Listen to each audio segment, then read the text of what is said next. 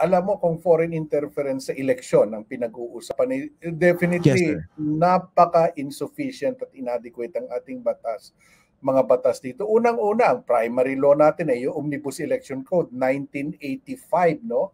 So hindi niya naisip na pwedeng ang ating eleksyon ang ating mga political processes ay pwedeng maapektuhan ng tinatawag nating online information exchange, no? So talagang kulang na kulang at pati kapasidad ng ating mga institutions at aminin ko na pati COMELEC, galing ako dun sa COMELEC, ay hindi siya handa sa mga ganong klaseng mga sabihin na nating mischief, no, or dysfunction na kung saan may pagkakataon ng mga foreign powers na pwedeng impluwensahan ang politika sa isang bansa, no? This is a phenomenon hindi lang dito sa Pilipinas kundi sa marami pang mga bansa. At Okay. inadequate ang batas natin.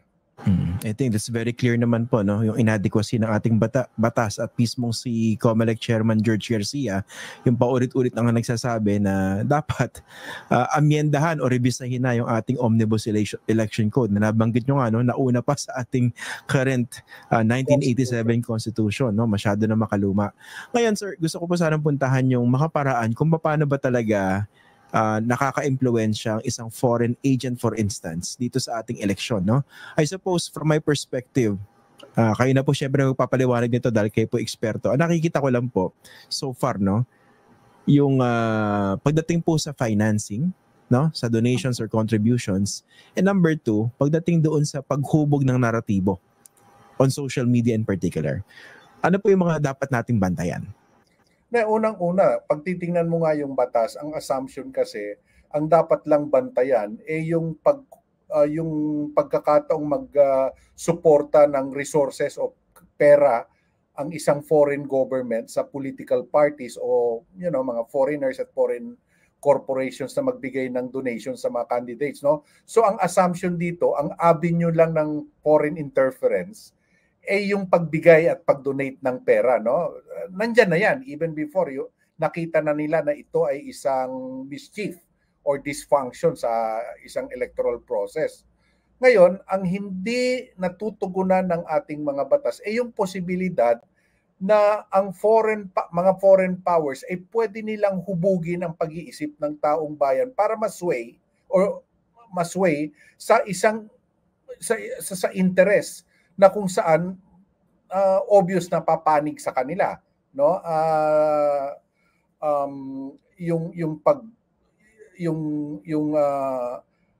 Alam natin na ang pag-dictate ng narrative o pag-create ng narrative na pabor sa isang interest ay ngayon madaling gawin dahil sa pervasiveness ng social media sa pang-araw-araw na buhay ng ordinaryong Pilipino. At alam naman natin na ito talaga yung pamamaraan din, di ba? Yung pamamaraan ng communications ngayon through social media at online, no? Talagang ito yung madaling pumasok at maka-impluwensya sa ating mga kababayan. At ganito na yun at hindi imposible na ito ay maaring impluwensyahan at i-finance or kaya i-design ng mga puwersa even those outside of our country. Okay. Himayin natin, no, Commissioner, nakakabahala talaga, no? Unang-una yun sa funding. Kasi isa rin yan sa struggles ng ating COMELEC, no? Paano ba talaga ma-monitor yung campaign spending? Tsaka nga yung campaign spending natin, yung batas natin dito sobrang luma, di ba? Magkano po? Up to 10 pesos per registered voter kung tatakbo ka sa pagkapangulo, no? Tama po ba? Tama. Tapos may 5 pesos, meron 3 pesos. So yes. Alam natin nakalokohan yon, no? Pag nahuli yung isang kandidato dahil sa paglabag nun, sorry for the term that I'm going to use, tanga na lang siya. Pero basically, karamihan binabiolate siya, no? Eto po, ano yung mga gusto nyo makita dito sa ating batas para ma-address siya, yung at least kahit pa paano magkaroon tayo ng credible defense posture when it comes to foreign funding dito sa mga supposed or possible Manchurian candidates?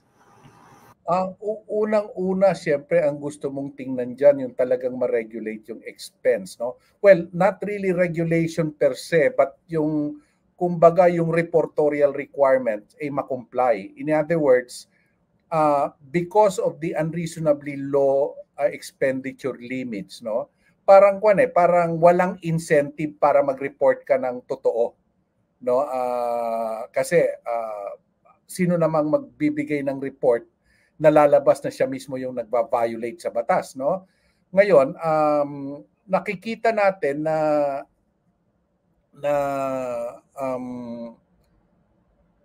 nakikita natin na talagang napakalaki ang umiikot na pera sa eleksyon, pero hindi ito kumukonforme doon sa pwedeng naging gastos ng isang kandidato na nire-report sa COMELEC. Doon sana yung umpisa na pwede nating tingnan. Kasi kung napakalaki ng kanilang ginastos, ibig sabihin, pwede mong pagsimulan yon para tingnan kung saan nila kinuha yung pera. No? Kung malaki ang gastos, saan ang galing yung ginastos? Ang problema din kasi ngayon, nagiging supposedly organic na raw yung mga campaigns na hindi mo kailangang hindi na kung minsan legally hindi mo pwedeng i-ascribe sa kandidato dahil ito ay activities parang free speech rights ng mga individual na mamamayan na kung saan pwede nilang ihayag ang kanilang napupuso ang kandidato without really putting it within the ambit of campaign. Pag hindi siya kasama sa kampanya, ibig sabihin, hindi mo i-report. Kung hindi mo i-report, hindi mo alam kung wala kang magiging basihan para tingnan kung talagang nag-exceed at sa isang expense o kaya kung talagang ito ay gastos ng kandidatong yon. Ngayon, hindi mo naman din pwedeng usisahin kung saan kinuha ng ordinaryong mamamayan yung kanyang ginamit, let's say, nagpagawa siya ng napakalaking tarpaulin, no? Nasasabihin niya karapatan ko to na magpahayag. Hindi ako sinuportahan ng kandidato, may advocacy ako. So parang lalabas, parang free speech na 'yon. Yun yung mga dapat i-review natin kung gusto talaga nating matingnan yung paggastos sa election. Other than that, napakahirap talaga. Yun nga sir, no? Parang ang hirap, I don't even know where to begin, no? Kasi nandun yung fundamental right to free speech, no? Kunwari, pero to, no? Paano ba meron bang paraan para ma-double check, ma-ascertain, let's say, ng COMELEC kung saan ang galing isang donation or contribution? Kasi nga, for instance, kunwari lang China, pwede naman siyang magpondo through certain vloggers or through certain data scientists na pwedeng maraming mga galamay on social media, tapos i-boost yung, i-create yung narrative, i-boost siya, lalabas siya kung saan-saan, so medyo makokontrol yung nakikita sa mga feeds ng mga tao, para kahit paano siguro maisip nila, mukhang okay naman tong kandidato na to, itong mga kandidato na to, yun pala, mga suportado o mga tinatawag na Manchurian candidates. Sa ganong scenario, I mean, miski hindi lang po from the perspective of COMELEC, ano ba yung mga pwedeng gawin for us to have a credible defense naman? Unang-una, paano natin malalaman na talagang support? Ito yung mga bagay na talagang ginagawa at nagiging mas epektibo sa perspektibo ng mga political operator pag hindi lantad kung sino yung behind dito. Una, yung mismong mga operator, hindi mo sila kilala o hindi sila lantad. At best, parang chismis na ito daw yung sumusuporta dito at sa isang kandidato. Much more na mas mahirap kung saan galing yung pera na pumupunta sa kanila, no? Maganda siguro tingnan natin yung ating internet infrastructure kung pwedeng magkaroon ng regulation along that line. Nagustuhan niyo ba ang ganitong pagtalakay? Mag-follow sa Informador FB page at mag-subscribe sa Informador YouTube channel. Ang Informador ay nilikha ng mga staff ni Atty. Ricky Tumutorgo, aka Insurrecto, upang lalong lumawak ang inaabot ng pagpapalaganap ng katotohanan at labanan ang fake news at kasinungalingan.